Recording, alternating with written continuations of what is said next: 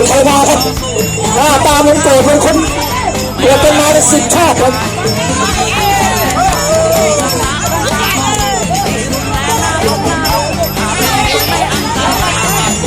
แต่ฟ้าอันลอย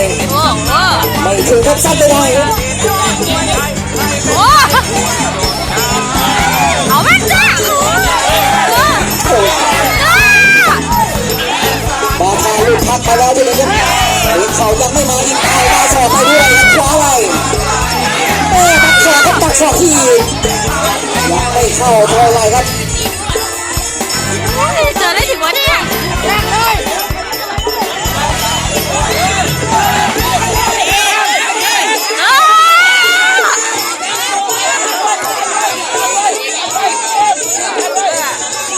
การทางแยกครับ